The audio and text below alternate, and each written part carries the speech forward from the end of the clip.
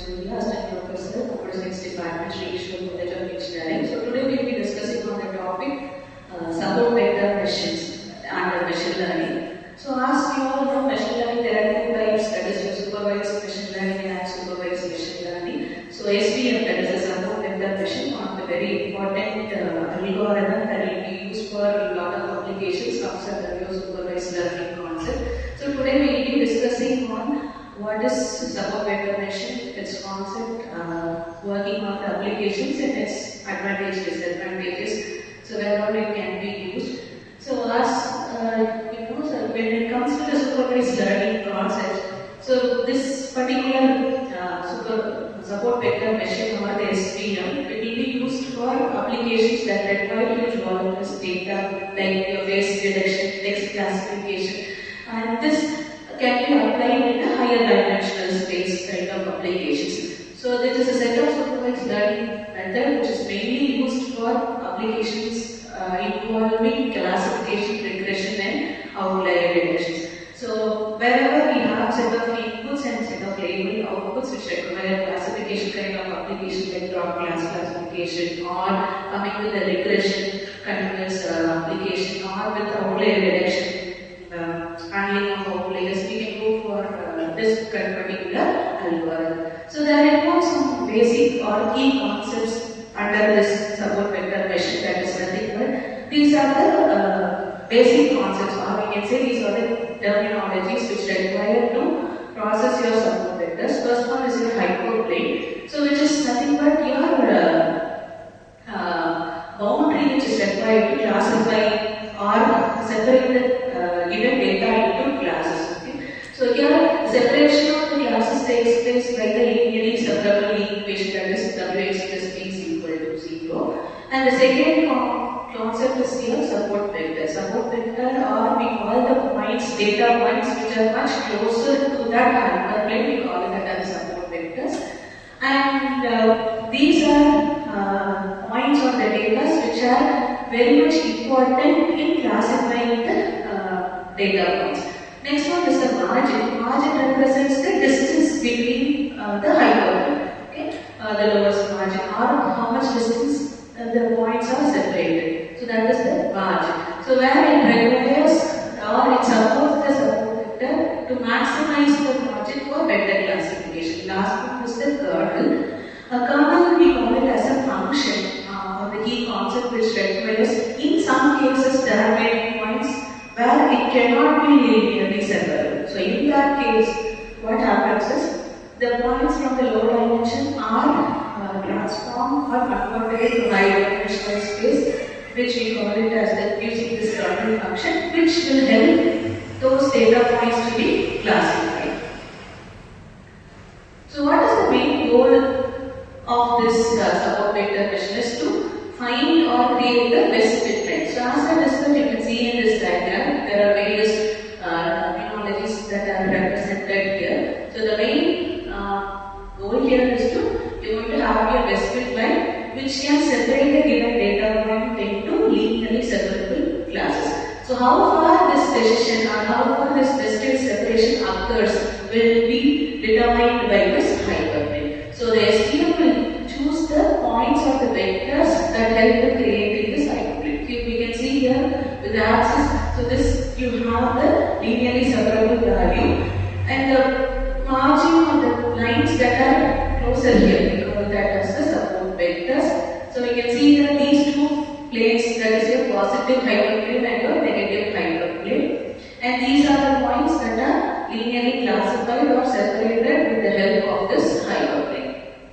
So where all this particular SVM can be useful is, as say for example, face detection applications, image classification, categorizing the given text. So all these kinds of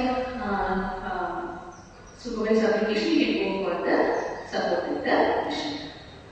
There are actually two types of SVM. One is linear, the other one is the non-linear. So what is the basic difference between the linear and the non-linear? You can see here is, so linear is used for all the data which are easily or linearly separable. So it can be classified into given two classes using that hyperplane. We call them as the linearly separable data, and which is nothing but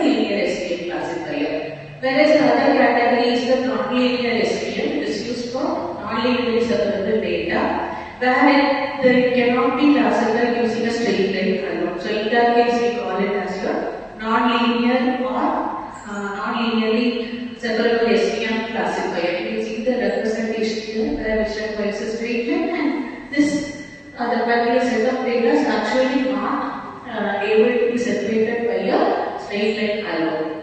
So depending on the data set and the application, these two types can be applied. So as we discussed earlier, the two major components of SVM are nothing but the hyperplane and the support vector version. So where hyperplane determines the decision of the boundary for dividing the classes. So the best boundary or the best hyperplane determines the classification of the classes. That is the best decision it will give. The second one is the support vectors. That is the data points which are associated along with the hyperplanes with the over the margin, and those support vectors or the data points will contribute towards the effective classification of the data into two classes. Okay?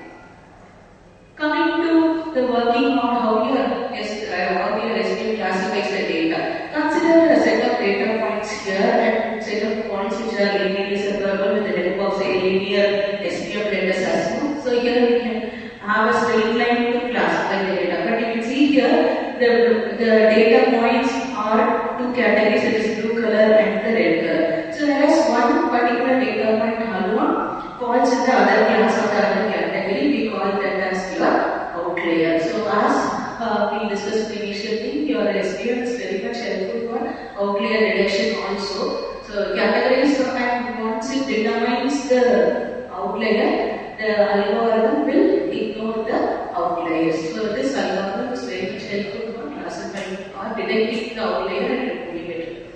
So suppose we are having the data points which have the data to be separated with the help of the hyperplane, with the help of the SVM or the support vectors.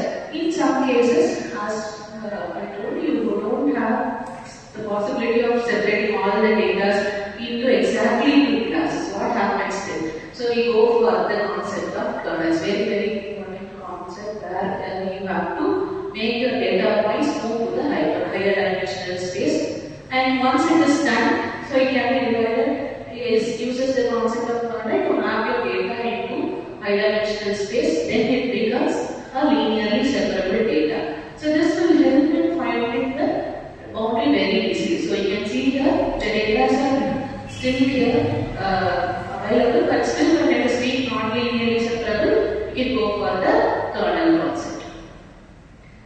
So what is the basic step for how we can implement your SVM algorithm? Say for example, we are showing here the breast cancer detection process. So what is the steps you have to follow is initially load your available data, load the breast cancer data or the function using load breast cancer, and the function that will be used to perform your classification using a support vector, we call that as the support vector classifier.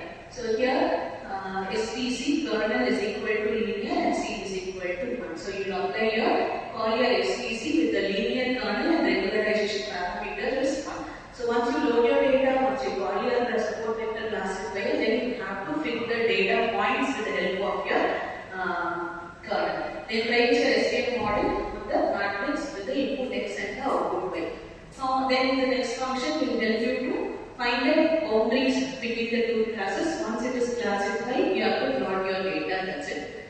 So you can see that the corresponding example here, load your data, input data and the target data, call the SVM classifier function, call the estimator function, fit the data and then plot the data. So you can see here how the points are being linearly separated into two classes.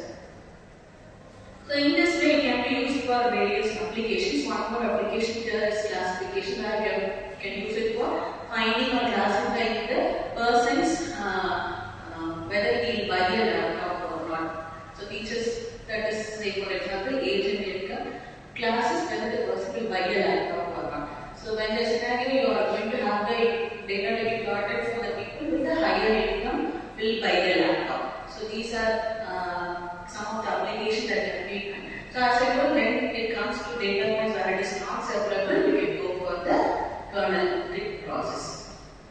So this algorithm also has particular advantages and disadvantages. The advantages are that we can work very well with your high dimensional data, and the number of features are more greater than the number of samples. This algorithm is very much helpful, and it can be used for different kind of different set of kernels. Disadvantage is more number of mutation. It requires computational complexity. Choosing the right kernel is a challenging aspect here, and it also doesn't provide direct probability estimates. So these are few advantages and disadvantages. So this we have discussed the working on how we are estimating